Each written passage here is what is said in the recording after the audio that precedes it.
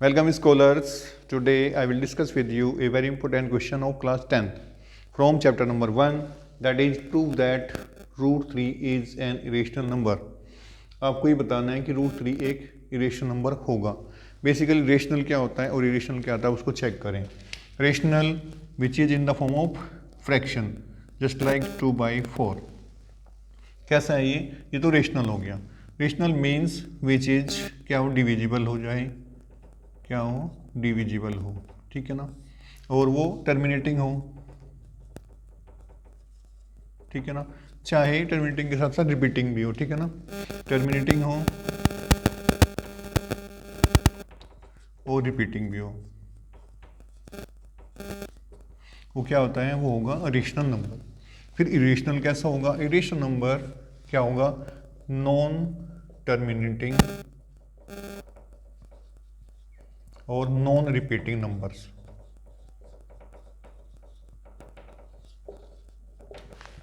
Are called irrational number just like pi which 3.14 dot dot dot dot.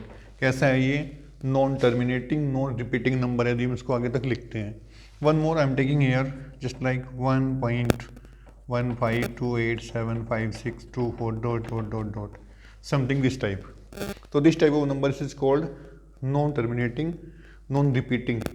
और ये क्या कहलाते हैं, इस तरह के नंबर होते हैं इरेशनल नंबर्स. और ये कैसे होते हैं, रेशनल नंबर्स, ठीक है ना. तो ये तो पहले डिफरेंस चेक करिए आप, रेशनल और इरेशनल में क्या होने वाला है. उसके बाद इसका प्रूफ हम यहाँ चेक करते हैं.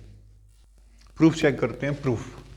सो आई am taking that let us assume, हमने माना कि जो रूट 3 है, रूट 3 इज कैसा है, ए रेशनल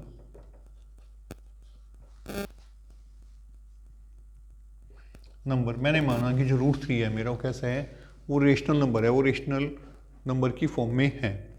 यदि सच में रूट 3 रेशनल होगा तो इसे किस फॉर्म में होना चाहिए, तो इसको root 3 equals to a upon b वाली फॉर्म में इसको होना चाहिए. तो यदि ऐसा होता है तो क्या होगा, where a and b are कैसे इंटीजर्स हैं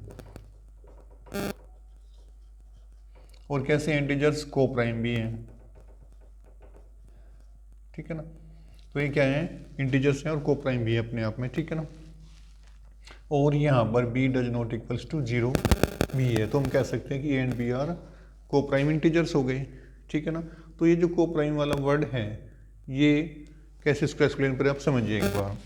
if I am taking here two numbers, first one is 3, second one is 5, then SCF of both the numbers equals to होने वाला है 1.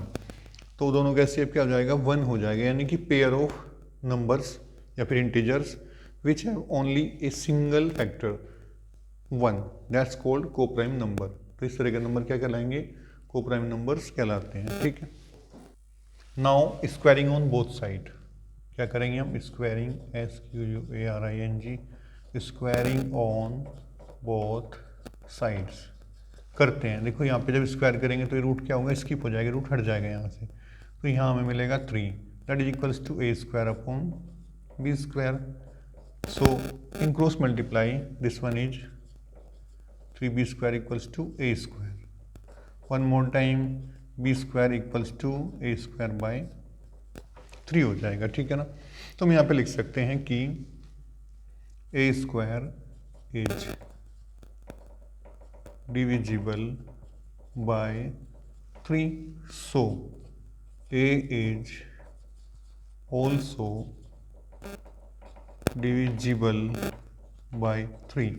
देखो जब a स्क्वायर 3 से डिवाइड हो रहा है तो a भी 3 से डिवाइड होगा. चेक करें कैसे, ये समझिए आप कि ये हो गया 3 डिवाइड बाई 3 हो रहा है तो कितना आ रहा है, 1 आ रहा है, ठीक है ना. सेम एज स्क्वायर करिए 3 का, कितना हो गया, 3 3 जब 9 हो गया, डिवाइड बाई 3 करिए तो कितना आ रहा है, 3 आ रहा है. मीन्स वी हैव टू से कि a स्क्वायर डिवाइड हो रहा है 3 से तो a भी डिवाइड होगा 3 से.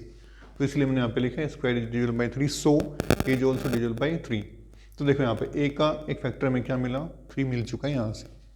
Now one more time late a equals, यहाँ पे लीजिए आप 3m, एक बार फिर से हम लेट करेंगे और उन्हीं चीज़ों को एक बार फिर से रिपीट करने वाले हैं। देखो यदि a इक्वल्स टू 3m है तो मैं इसको यहाँ पे लिख के देख रहा हूँ एक बार, तो b स्क्वायर इक्वल्स टू कितना हो गया 3 3 ज़ा 9 और m का स्क्वायर हो गया। डाउन साइड क्या हमारे पास में 3 रहने वाला है, ठीक है ना। तो कैंसिल दिस बाय दिस, 3 हो गया।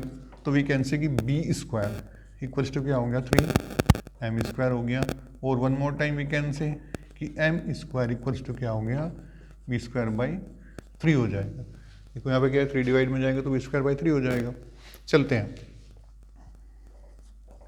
b square is divisible by 3, yes. So p is also divisible by 3। देखो ये वाला मेथड है यहाँ पर, जब b स्क्वायर 3 से डिवाइड हो रहा है तो ये जो b है ना ये भी किससे 3 से डिवाइड होगा, श्योरली होगा। तो देखो अब चेक करो आप a का और b का कितने फैक्टर हो गए हमारे पास में 3, एक और फैक्टर में मिला है 3। और को प्राइम जो कंडीशन थी उसके अकॉर्डिंग क्या फैक्टर होता है इन पेयर का, ये तो 2 पेयर थे हमारे, पेयर का फैक्टर क्या होना चाहिए था, केवल एक सिंगल 1 होना चाहिए था। लेकिन हमें क्या मिल गया, एक और मिल गया 3। तो जो हमने ये एज्यूम किया था ये क्या हो गया रॉन्ग हमारा, ये तो रॉन्ग हो चुका है। This contradiction is arisen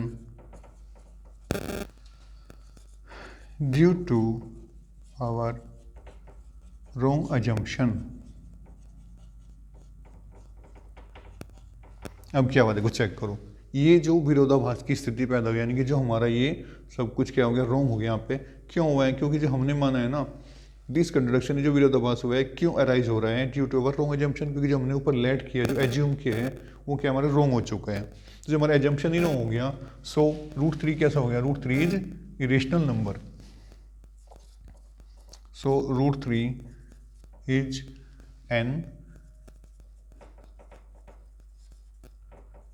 irrational number. So इसलिए √3 कैसा नंबर है, इरेशनल नंबर है, न कि रेशनल है जो हमने लेट किया था। ठीक है, तो इस तरीके से इस फॉर्मेट में हम √3, √2, √5, √n इन सभी को इरेशनल प्रूव कर सकते हैं। और ये क्लास 10 के अकॉर्डिंग एक बहुत इंपॉर्टेंट क्वेश्चन है। So enjoy your maths with me, bye bye, have a nice day.